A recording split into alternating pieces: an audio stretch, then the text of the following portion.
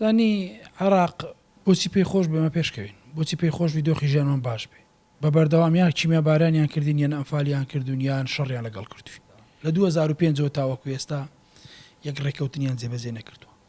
یعنی لوعبەکی سیاسی درۆزنانی ناشرینەکەن لەگەڵ خەڵکی هەرێمی کوردستان و سەرکردایەتی سیاسی. من چەندین جار گوێم لە جەنابی سەرۆک بارزانی بووە فەرمیێتی دەڵێ کە دێنێ لای من قسەیەک دەکەن کە دەگەڕێنەوە قسەیەکی ترە.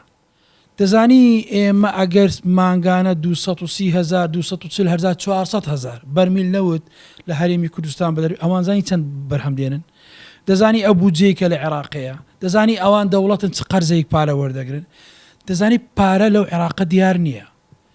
هەرچی گروپی تیرۆریستیە بوونە ملیاردێر ئێستا. تۆگەر سیر بکەی پێشتری ئەگە لە غەزا شەڕێکە باە هوجمیان دەکردە سەر قونسوڵخانە ینی سەفارەتی ئەمریکا و فلان سەفارەتەکان. ئەمجارە لە ئێرانە دەدا قسەیان نەدەکرد.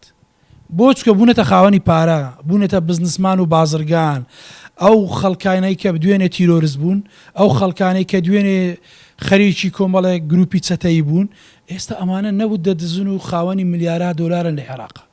چۆن قبول دەکەن هەرێمی کوردستانێکە کە ئەوان لە کاتی پشوەکانە دەبی بێن سەردانی بکەن لۆ گەشت و گوزارە.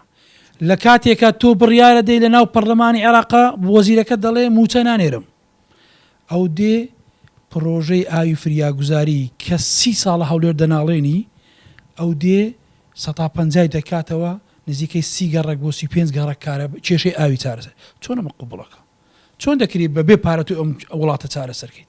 ئەمە ئەوەیان گرفتیەکەینە.